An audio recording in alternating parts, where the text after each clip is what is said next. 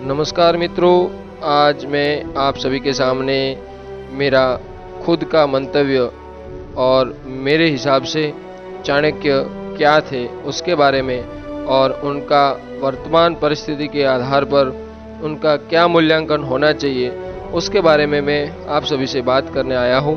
तो आज मैं इस विषय को शुरू करता हूँ।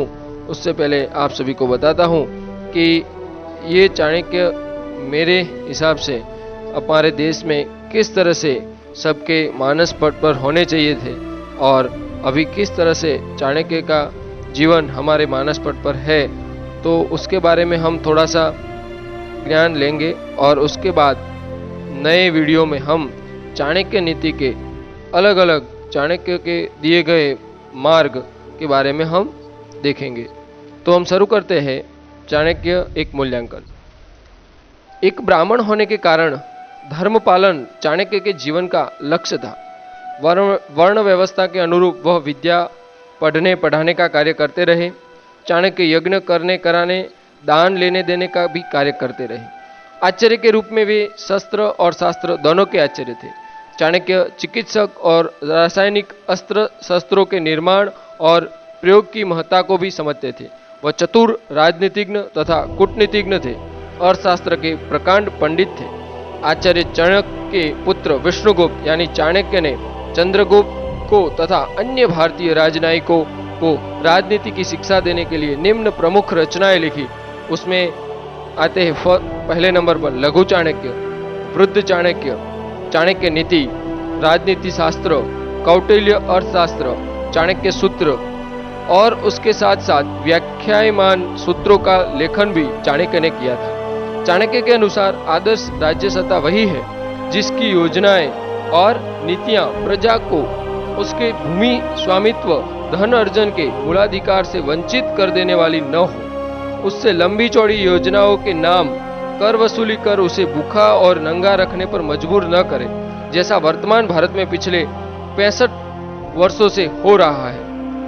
चाणक्य का साहित्य समाज में शांति, न्याय, सुशिक्षा और मानव जीवन को सम्मान देने का ज्ञान भंडार है। राजनीतिक शिक्षा का यह दायित्व है कि वह सभ्य समाज को राज्य संस्थापन, संचालन तथा राष्ट्रीय संरक्षण तीनों का काम सिखाए। पिछले 65 वर्षों में स्वतंत्र भारत की सत्ता ने चाणक्य के ज्ञान की उपेक्षा करके देशी विदेशी शत्रुओं को भारत में कूटनीतिक स्थान उपलब्ध कराया है। अपने को शत्रुओं का निरुपाय आखेट बनाने वाली आसुरी शिक्षा को हमने अपना लिया है। सत्ता की नैतिक शिक्षा, धर्म शिक्षा केवल किताबों तक सीमित रह गई है। चरित्र शब्द का तो अर्थ ही बदल गया है। सत्ता ने जनमानस को राष्ट्रवाद और राष्ट्र प्रेम के साथ उसके स्थान पर फायदा सो कायदा का दर्शन परोसा है, जिस पर सत्ता निजी दर्शन, चरित्र शिक्षा और नैतिकता टिकी है। शिक्षा पेट पालन का माध्यम बन गई है। वह मनुष्य के व्यक्तित्व का संपूर्ण विकास नहीं कर पा रही है। पैसे की दौड़ में वर्तमान पीढ़ी आत्मगौरव और स्वाभिमान और उसकी तो अर्थ ही निकाल रही है। आज के स्वार्थपूरित अज्ञान अंधकार में डूबे भारत की नैया केवल चाणक्य का ज्ञानामृत ही पार लगा सकता है। इसलिए चाणक्य नीति ही हमें राजनीतिक, सामाजिक और आध्यात्मिक मुक्ति का मार्ग प्रशस्त कर सकती है। देश की वर्तमान दुर्दशा की जिम्मेदारी हमारी कुशिक्षा को जाती है। राष्ट्रवाद और राष्ट्रहित हमारे राष्ट्रीय जीवन से लुप्त हो चुका है। आज की पीढ़ी सिने सितारों को अपना आदर्श मानती है। सत्ता भी खिलाड़ियों को बुद्धिजीवियों की पंचायत में भेज राजनीतिक हित साधती है। जहां बुद्धिजीवियों की आवश्यकता है, राष्ट्र उद्यान के विचारों की आवश्यकता है, वहां नाचने गाने वालों को भेजकर हम ताली बजाकर चाणक्य और उसके उपदेशों का मजाक उड़ाते हैं।